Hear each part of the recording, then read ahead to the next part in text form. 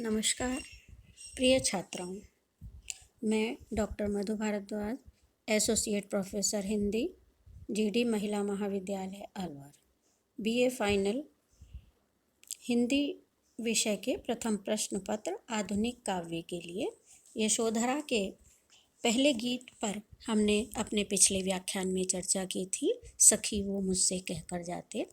अब पाठ्यक्रम में उनका जो दूसरा गीत है, रे मन आज परीक्षा तेरी, उस पर हम व्याख्या और उसका विश्लेषण प्रस्तुत कर रहे हैं। प्रस्तुत गीत में सिद्धि प्राप्ति के पश्चात गौतम के कपिलवस्तु आने का प्रसंग है। राज्य के समस्त नर नारी गौतम के स्वागत को आतुर हैं। अपने हृदय की उमंग, प्रसन्नता आदि भाव को प्रकट करने के लिए सभी कपिलवस्तु के लोग उत्सव मना रहे हैं। ऐसे में यशोधरा किस मन स्थिति से गुजर रही है? किं कर्तव्य विमूढ़ता की स्थिति और भीतर से उठ रहे भावों के ज्वार ने उसे उद्वेलित कर रखा है। एक पत्नी का हृदय पति के दर्शन के प्रति उत्सुक है, किंतु गौतम द्वारा उपेक्षित कर चोरी से प्रस्थान करने से आहत उसका मन उसे ऐसा करने से रोक रहा है। ऐसे मानसिक अंतर्द्वंद्व में उलझी यशोधरा के लिए चंचल मन को संभालना किसी चुनौती से कम नहीं। अपने विचलित मन को स्थिर करने हेतु उसे प्रबोधित करते हुए वह कहती है, हे मन, तुम्हारी वास्तविक परीक्षा तो अब होनी है, क्योंकि अब चुनौतीपूर्ण समय तुम्हारे सामने उपस्थित है। इतनी प्रतीक्षा के पश्चात अपने विवल मन को भुलाकर तुम किस प्रकार संभाल पाओगी? अभी तक जिस संयम और मर्यादा का आचरण निर्वाह तुम कर रही थी, वह तो भिन्न परिस्थितियों की देन थी। अभी तक स्वामी जो तुमसे दूर थे, सिर्फ कल्पनाओं में ही तुम्हारे पास थे, किंतु उन्हें सामने उपस्थित देखकर क्या तुम अपनी दमित इच्छाओं को नियंत्रित कर पाओगी? ऐसे समय पर तुम्हारी प्रतिक्रिया कैसी होगी? अभी तक का तुम्हारा निग्रह नियंत्रण प्रिय के अभाव के कारण था। उन्हें पाने का अवसर तुम्हारे पास नहीं था, इसलिए मन में लोभ नहीं था। त्याग और संयम का परिचय तुमने दिया, वह तुम्हारी विवशता भी कही जा सकती है। परंतु त्याग और संयम का महत्व तो तभी है जब प्राप्ति की संभावना होने पर भी तुम्हारा मन विचलित ना हो, सुप्त इच्छाएं जागृत ना हो और तुम्हारा विश्वास और दृढ़ता बिल्कुल भी ना डगमगाए। हे मेरे मन, इसलिए मैं तुमसे हाथ जोड़कर विनय कर रही हूँ। मेरी साख और मेरी मर्यादा अब सिर्फ तुम्हारे ही अधीन है। तुम्हें ही मेरी लाज रखनी है, क्योंकि मन का चंचल होना उसका सहज गुण है। विशेष सावधान होने की घड़ी तुम्हारे लिए अब आई है। तुम्हें यह ध्यान रखना है कि अब तक की गई साधना और तपस्या किसी भी कीमत पर निष्फल न होने पाए।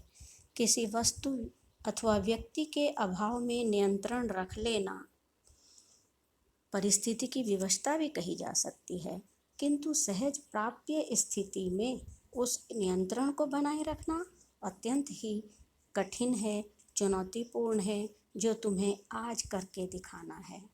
मन की सुप्त लालसाएं प्रिय को प्रत्यक्ष देखकर भी प्रतिक्रिया ना दें, तटस्थ रहना, दृढ़ता का परिचय देना, तभी वह संयम और त्याग की श्रेणी में आता है। तुम कमज़ोर होकर न मेरी तपस्या का मोल कम करना, ना ही स्वामी के हृदय में ग्लानि भाव जागृत होने देना। जीव मात्र के कल्याण के महान यज्ञ में मेरे तप की आहुति देकर मुझे भी कृतकृत्य होने देना, ऐसी विनती मैं तुमसे करती हूँ। 2 पग दूर ही मेरे स्वामी हैं, और इस बीच मैं तुमसे विनती करती हूँ कि किसी भी तरह से अपने धैर्य को स्खलित मत होने देना। निज संकुचित स्वार्थ का त्याग और विलय करके मैं भी स्वामी के तुल्य पूर्ण काम हो सकूं, ऐसी मेरी मनोकामना है। यशोधरा अपने मन को जगाकर कहती है, इस द्वंद्व से बाहर निकलो और सुनो, बाहर जो स्वागत की भेरी अर्थात स्वागत का जयनाद हो रहा है, मेरे मन और तन के असहज बोझ से स्वयं को मुक्त कर दो। क्यों एक पग भी उठाना मुझे इतना दुष्कर हो रहा है? यहाँ वह भीतर के अंतर्विरोध से मुक्ति का भरसक प्रयास करना चाहती है। वो ये भी बताना चाहती है कि मेरे प्रिय जो बहुत निकट आ चुके हैं, लेकिन फिर भी मैं अपने जीवन के भविष्य को अंधकार में देख रही हूँ। एक और वो ये कहना चाहती है कि वे प्रिय केवल दर्शन देकर ही और मुझसे भीख लेकर ही यहाँ से प्रस्थान कर जाएंगे। दूसरी ओर वो यह भी कहना चाहती है कि प्रिय के आने के बाद ही मेरा यह अज्ञान का अंधकार दूर होगा और मेरा भविष्य प्रकाशित हो पाएगा। फिर कहती है, प्रिय को नज़र भर देख लेने का लोभ सुख और दूसरी ओर प्रिय द्वारा उपेक्षित तिरस्कृत भाव से उत्पन्न मान भाव की रक्षा के प्रति भी मुझे सावचेत और सावधान रहना है, क्योंकि स्त्री सम्मान की रक्षा का भार भी तो मुझी पर है, नहीं तो आने वाला समय मुझे इसके लिए माफ़ नहीं करेगा।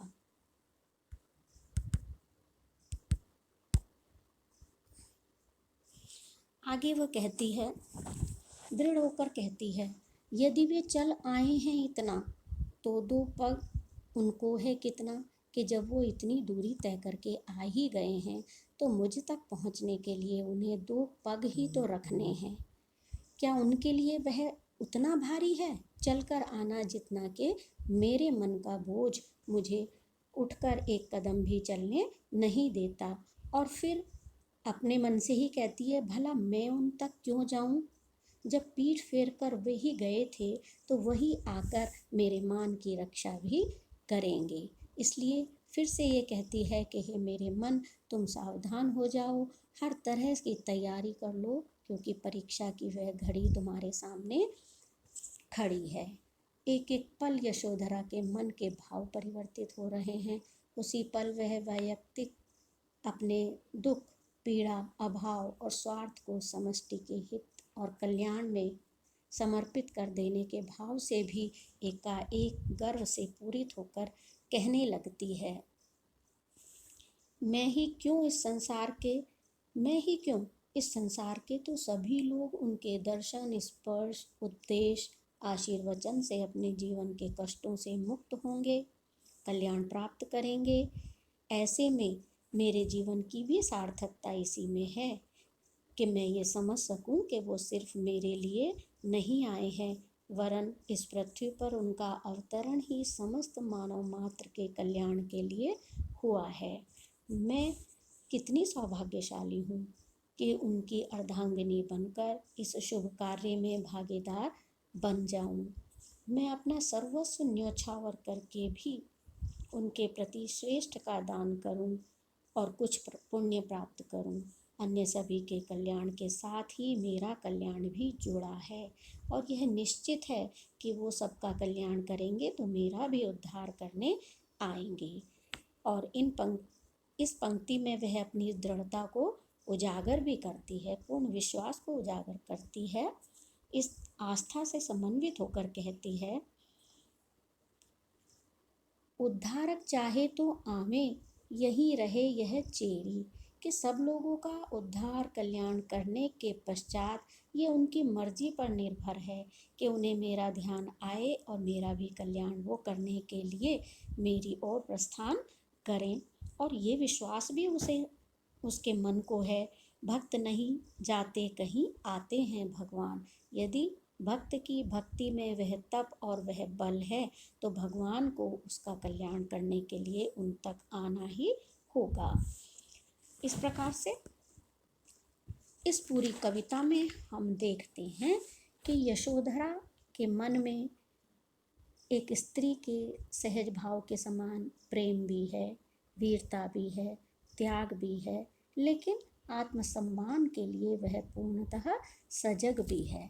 लेकिन यशोधरा क्योंकि एक पत्नी है, एक राहुल की माँ है, इसलिए उसके व्याकुल मन का भी वर्णन यहाँ पर कवि ने किया है। यह मानव की सहजात प्रक्रिया है, सहजात उसका गुण है कि वह अपने मन की पीड़ा को किसी न किसी विश्वस्त के साथ बांटता है, लेकिन यहाँ वह अपने मन को ही अपनी पीड़ा को उजागर करने के लिए उपयुक्त पात्र मान रही है और उसी से यह संवाद कर रही है। जन कल्याण और शांति स्थापित करने की भावना से उसका हृदय इस लक्ष्य और प्रण को पूर्ण करने के लिए तत्पर है। इस प्रकार से हम देखते हैं कि इस कविता में एक स्त्री मन की भावनाओं को परत दर परत खोलने का प्रयास मैथिली शरण गुप्त जी ने किया है। यशोधरा के उदात्त आदर्श और त्याग भाव को दर्शाया गया है, तो नारी अस्मिता व मान की रक्षा भी की गई है। स्पष्ट है कि अब हम यहाँ काव्य के वैशिष्ट्य के बारे में विचार कर रहे हैं।